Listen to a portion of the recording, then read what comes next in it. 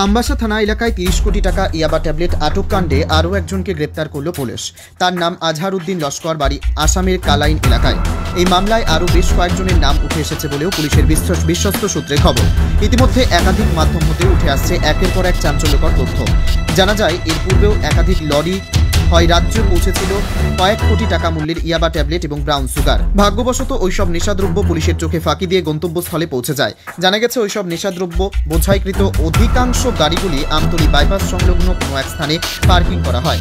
রাতের আধারে ছোট ছোট গাড়ি করে ওইসব নেশাদ্রব্য পৌঁছে যেত রাজ্যের বিভিন্ন নেশা কারবারিদের নিকট, যার সিংহভাগ পৌঁছে যেত সোনামুড়া মহকুমায়। সেখানকার অপু গ্যাংয়ের নিকট মজুদ হতো ওইসব মূল্যবান নেশাদ্রব্য। বাদবাকি সোনামুড়া এবং ফুলতলি বিশালগড়ে মজুদ হতো বলে খবর। সম্প্রতি অপু সিপাহীজলা জেলা তো বটেই রাজ্যের সর্ববৃহৎ ড্রাগস ডিলার। তার নেতৃত্বে বক্সনগর ও সোনামুড়া বিশালগড় আমতলী থানার মোট 10 জনের একটি দল রয়েছে।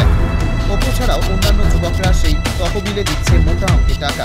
পুলিশ সূত্রে মতে, আমবাসা আটক হওয়া পুলিশের সফলতা ছিল উল্লেখযোগ্য, যার মালিক ছিল সেই অপু সিন্ডিকেট। সেদিন গাড়ি চালক ও সৎ চালককে আটক করে পুলিশ জিজ্ঞাসাবাদ এবং মোবাইল মারফত মামলার মূল তদন্তে পৌঁছাতে যাচ্ছে তদন্তকারী পুলিশের টিম।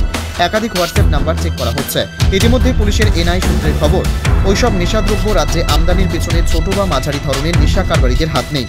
তার পেছনে সক্রিয় গ্যাংয়ের হাত রয়েছে বলে খবর, যার মধ্যে কলমচূড়া অপুর গ্যাংয়ে বিরাট একটা ফান্ডে যোগানদাতা ফুলতলি এলাকার যুবক দিলওয়ার হোসেন, যার বিরুদ্ধে পূর্ব একাধিক এনডিপিএস ধারাযুক্ত মামলায় অভিযুক্ত।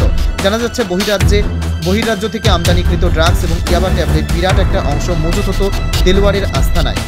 বাদবাকি বিশালগড় বক্সনগর জাতীয় সড়ক ধরে পৌঁছে যেত অপুর গোডাউনে। এই পর্বে রাজ্য প্রশাসন এমনকি জেলার তাবর আধিকারিকদের সাথে তাদের গভীর সম্পর্ক। অপুর মোটা অঙ্কের টাকায় একাধিক অফিসার রাতারাতি কোটিপতিও বনে যায়, যার সুবাদে পিস্তল সমেত পুলিশের হাতে আটক হওয়ার মাত্র কয়েক ঘন্টা অন্তর থানা থেকে ছাড়া পায় অপু।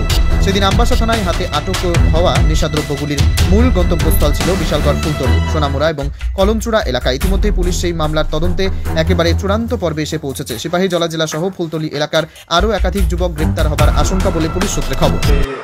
2025 3 নম্বর কেস এনডিপিএস এর একটা মামলা, এর একটা আসামি আসছিল।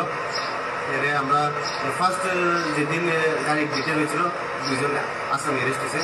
তাদেরকে কোর্টে ফরওয়ার্ড করে পুলিশ রিমান্ডে হয়েছে।